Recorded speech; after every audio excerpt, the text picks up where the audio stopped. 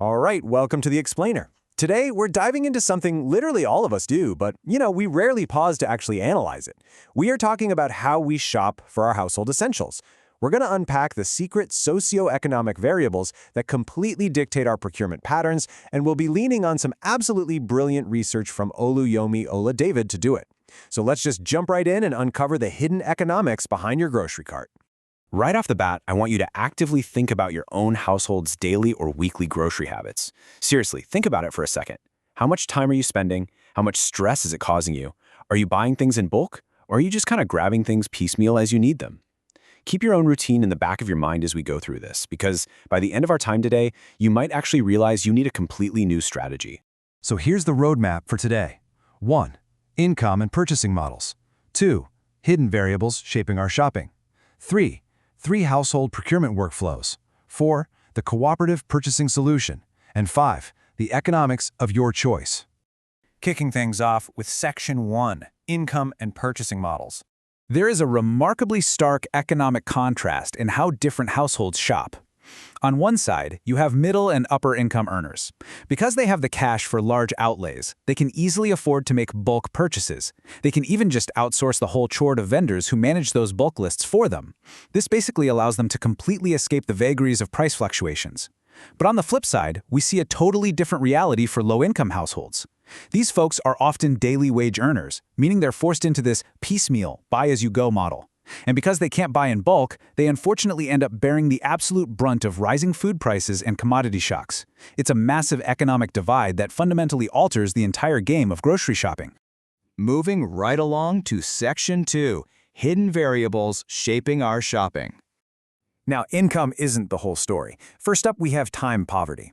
If you're slammed with work, you're definitely going to dodge a 2-hour grocery run, right? You prioritize income-generating activities instead, which naturally pushes you toward time-saving shopping alternatives. Next is geography, specifically your nearness to farmers markets. Having that access naturally steers you toward shared costs and bulk savings.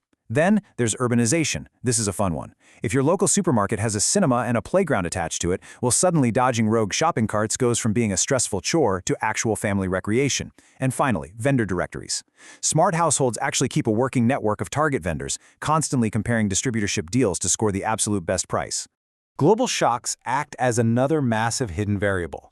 As researcher Oluyomi Oladavid points out, the global health shock triggered by the COVID-19 pandemic totally upended things. Unnecessary shopping trips suddenly became way too risky. This facilitated a much faster drift toward remote shopping, logistics services, and doorstep delivery, mostly just to cut down on community transmission risks. It just goes to show how our environment can instantly override our deeply ingrained habits. All right, Section 3, household procurement workflows. So basically, we have 3 primary workflows to choose from here. Workflow 1 is the independent household facilitated route. This is you doing the whole shebang yourself. It's highly time-consuming and incredibly stress-inducing, although sure, it might save you a little cash up front. Then there's Workflow 2, independent vendor facilitated. This means paying someone else to do the heavy lifting. It saves time and relieves stress for sure, but you're getting hit with additional handling costs, which is a luxury mostly reserved for higher income brackets. But look at Workflow 3, cooperative facilitated. According to the source material, this is the holy grail.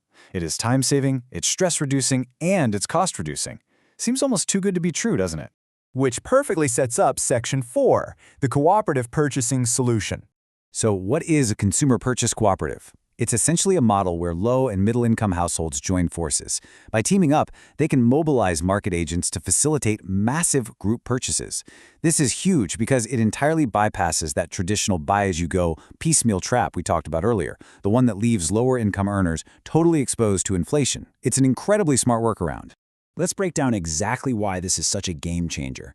This cooperative model allows regular, everyday households to accrue the gains from bulk purchasing, benefits normally gated off strictly for the wealthy.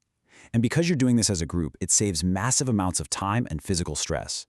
Best of all, buying at bulk prices literally frees up cash that a family can now allot to other vital household essentials. Plus, taking it back to health and safety, it limits the number of individual market visits, keeping those community transmission risks nice and low. It's honestly a beautifully structured defense mechanism against rough economic cycles. And finally, Section 5, the economics of your choice. I want you to consider the fundamental economic equation of your household. Other things being equal, your nominal costs, the actual literal cash you spend, plus your real costs, your time, your sweat, your stress, must be less than the overall economic benefits you're getting from your chosen purchasing model. If the time, the money, and the sheer exhaustion you pour into your current grocery routine don't result in a net positive economic benefit, you are literally operating at a loss. It's simple math, but we so rarely apply it to something as mundane as our weekly shopping run. Which leaves us with this final, crucial question. Look at your own household right now. Based on the workflows we've unpacked, those hidden variables, and that ultimate economic formula we just looked at, are your real and nominal costs outweighing your benefits? Are you stuck in a stress-inducing piecemeal trap when you could be leveraging cooperative buying? Perhaps, as the research strongly suggests, an imminent switch in your household's purchasing model isn't just a neat idea, it's an absolute economic necessity. Thank you so much for joining me for this explainer, and happy analyzing.